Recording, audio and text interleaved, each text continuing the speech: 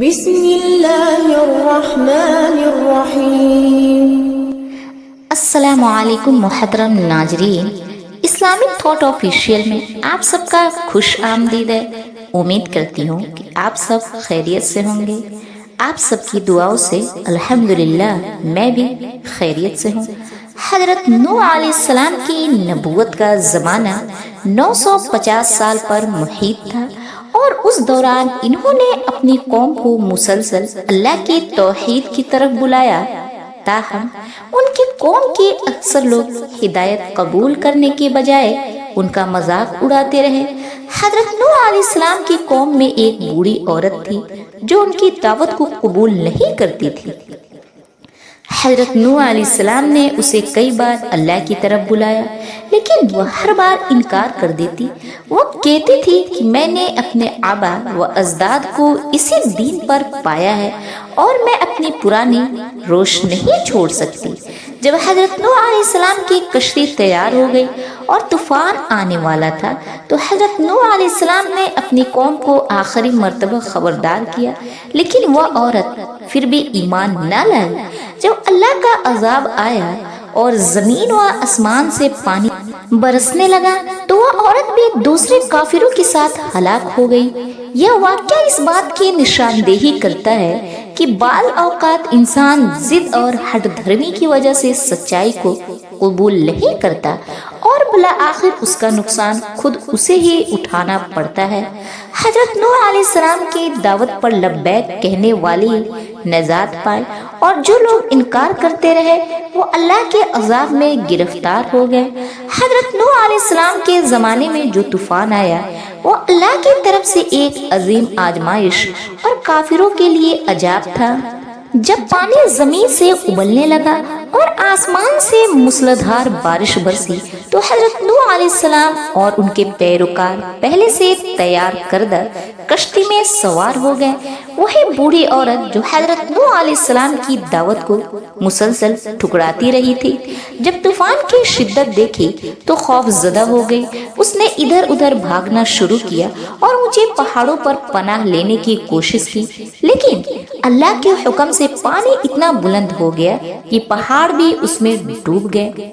یہی حال ان تمام لوگوں کا ہوا جو ایمان نہیں لائے تھے، حتیٰ کہ حضرت نوح علیہ السلام کا بیٹا بھی جو کافروں کے ساتھ تھا جب پہاڑ کی طرف بھاگنے لگا تو حضرت نوح علیہ السلام نے اسے پکارا اور کہا، اے میرے بیٹے، ہمارے ساتھ سوار ہو جا اور کافروں کے ساتھ نہ رہ۔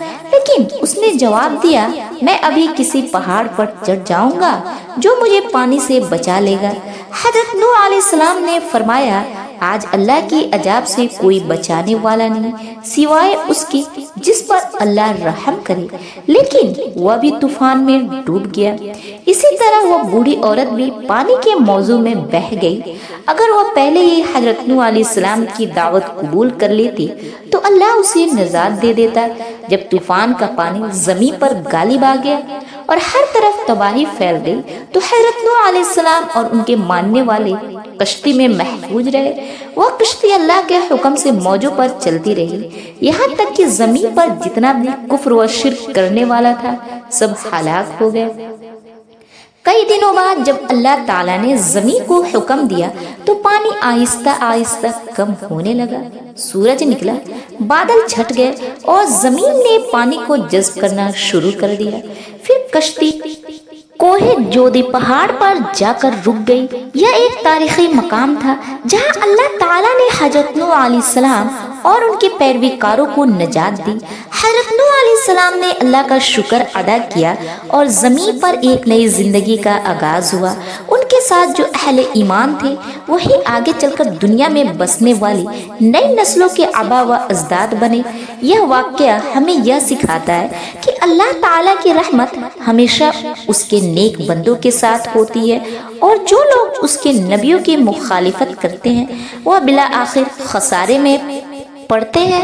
حضرت نوح علیہ السلام کی کشتی صرف لکڑی اور کیلوں سے بنی ایک عام کشتی نہیں تھی، بلکہ وہ ایمان کی ایک علامت تھی۔ تھی۔ جو لوگ ایمان کے ساتھ اس میں سوار ہوئے وہ بچ گئے اور جو انکار کرتے رہے وہ ہلاک ہو گئے۔ جب طوفان تھم گیا اور زمین نے پانی جذب کر لیا تو حضرت نوح علیہ السلام اور ان کے ساتھیوں کے لیے ایک نئے دور کا آغاز ہوا۔ اللہ تعالیٰ نے انہیں حکم دیا کہ وہ کشتی سے اترے اور زمین پر نئی زندگی بسائے۔ جب حضرت نوح علیہ السلام اور ان کے ساتھی کشتی سے باہر آئے تو ان کے سامنے ایک بالکل بدلا ہوا منظر تھا۔ جہاں پہلے سرسبز و شاداب بستیاں تھیں وہاں اب ویرانی تھی، لیکن حضرت نوح علیہ السلام نے اللہ پر بھروسہ کیا اور اپنی قوم کے ساتھ زمین پر زندگی کا عنصر نور آغاز کیا۔ اللہ تعالیٰ نے حضرت نوح علیہ السلام اور ان کے ماننے والوں کو برکت دی اور فرمایا، اے نوح، ہماری طرف سے سلامتی اور برکتوں کے ساتھ کشتی سے اتر جاؤ۔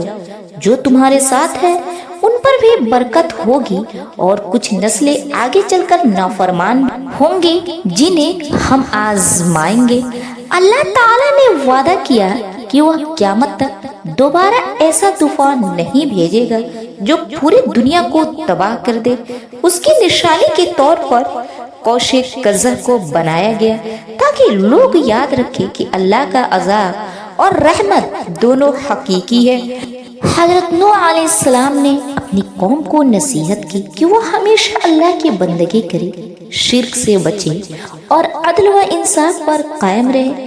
وہ اپنی طویل زندگی گزارنے کے بعد اللہ کے حضور چلے گئے اور ان کی نسلیں دنیا میں پھیلتی چلی گئی۔ جب حضرت نوح علیہ السلام کی کشتی کوہ جودی پر ٹھہر گئی اور پانی زمین میں جذب ہو گیا تو زمین پر صرف وہی لوگ بچے جو کشتی میں سوار تھے۔ یہی لوگ آگے چل کر نئی نسلوں کی بنیاد بنے۔ اللہ تعالیٰ نے حضرت نوح علیہ السلام کی نسل کو برکت دی۔ حضرت نوح علیہ السلام نے طویل عمر پائی۔ بعض روایت کے مطابق وہ تقریباً 950 سال تک اپنی قوم کو تبلیغ کرتے رہے اور اس کے بعد مزید کچھ سال زندہ رہے۔ آخر کار جب ان کا وقت پورا ہوا تو وہ اللہ کے حضور پیش ہو گئے۔ ان کے انتقال کے بعد ان کی اولاد نے زمین پر مختلف علاقوں میں بستیاں بسائی اور انسانی نسل دوبارہ پھیل گئی۔ کچھ نسلیں توحید پر قائم رہی لیکن کچھ نے وقت گزرنے کے ساتھ پھر شرک اور گمراہی کو اپنا لیا۔ یہی وہ مقام تھا جہاں اللہ نے آگے چل کر حضرت ابراہیم علیہ السلام اور دیگر انبیاء کو بھیجا تاکہ وہ لوگوں کو پھر سے سیدھے راستے پر لائے۔ حضرت نوح علیہ السلام کا واقعہ ہمیں سکھاتا ہے کہ اللہ تعالیٰ کی طرف سے ہر قوم کو ہدایت دی جاتی ہے، لیکن جو لوگ جد اور تکبر میں آ کر انکار کرتے ہیں وہ ہلاک ہو جاتے ہیں۔ سچائی پر قائم رہنے والوں کو آزمائشوں کا سامنا ضرور ہوتا ہے مگر آخر کار کامیابی انہی کا مقدر بنتی ہے۔ اللہ کی رحمت اور عذاب دونوں برحق ہے اور صرف وہی لوگ نجات پاتے ہیں جو اللہ پر ایمان رکھتے ہیں اور اس کے نبیوں کی پیروی کرتے ہیں۔ یہی پیغام ہر نبی نے اپنی قوم کو دیا اور یہی پیغام قیامت تک کے لیے تمام انسانوں کے لیے راہ ہدایت ہے۔ حضرت نوح علیہ السلام کے بعد کی دنیا اور ان کی پیروی کاروں کی آزمائش۔ حضرت نوح علیہ السلام کے انتقال کے بعد ان کے ماننے والے کچھ عرصے تک توحید پر قائم رہے، لیکن وقت گزرنے کے ساتھ جیسے جیسے نئی نسلیں پیدا ہوئی لوگ آہستہ آہستہ بھٹکنے لگے۔ حضرت نوح علیہ السلام کی قوم کے جو لوگ کشتی میں سوار ہو کر بچ گئے تھے وہ سب اللہ کی وحدانیت پر ایمان رکھتے تھے، لیکن جیسے جیسے وقت گزرا کچھ لوگوں نے اپنے نیک آبا و اجداد کے احترام میں ان کے مجسمے بنانے شروع کر دیے۔ ابتدا میں یہ مجسمے صرف یادگار کے طور پر بنائے گئے، لیکن آنے والی نسلوں نے ان مجسموں کو عبادت گاہوں میں رکھنا شروع کر دیا۔ شیطان نے ان کے دلوں میں وسوسہ ڈالا کہ یہ مجسمے اللہ کے قریب لے جانے کا ذریعہ ہے۔ یہی وہ وقت تھا جب زمین پر پہلی بار شرک کا آغاز ہوا۔ لوگوں نے اللہ کے ساتھ دوسروں کو شریک کرنا شروع کر دیا اور پھر اللہ تعالیٰ نے زمین پر حضرت ہود علیہ السلام اور دوسرے انبیاء کو بھیجا تاکہ وہ لوگوں کو دوبارہ سیدھے راستے پر لائے۔ قرآن پاک میں کئی مقامات پر حضرت نوح علیہ السلام کا ذکر آیا ہے اور انہیں صبر، استقامت اور اللہ کی رحمت کی ایک بڑی نشانی کے طور پر پیش کیا گیا ہے۔ اللہ تعالیٰ فرماتے ہیں، اور ہم نے نوح کو ان کی قوم کی طرف بھیجا، بس وہ 50 کم 1000 سال ان میں رہے، پھر انہیں طوفان نے آ لیا اور وہ ظالم تھے۔ یہ آیت ہمیں سکھاتی ہے کہ اللہ کے نبی ہمیشہ لوگوں کو سیدھے راستے کی طرف بلاتے ہیں، لیکن اکثر لوگ اپنی ضد اور ہٹ دھرمی کی وجہ سے ہدایت قبول نہیں کرتے۔ حضرت نوح علیہ السلام کا پیغام آج کے انسان کے لیے، حضرت نوح علیہ السلام نے 950 سال تک اپنی قوم کو تبلیغ کی، مگر وہ کبھی مایوس نہیں ہوئے۔ یہ ہمیں سکھاتا ہے کہ حق کی راہ میں مشکلات آئیں گی، لیکن صبر ہی کامیابی کی کنجی ہے۔ اللہ کی رحمت اور عذاب دونوں حقیقی ہے۔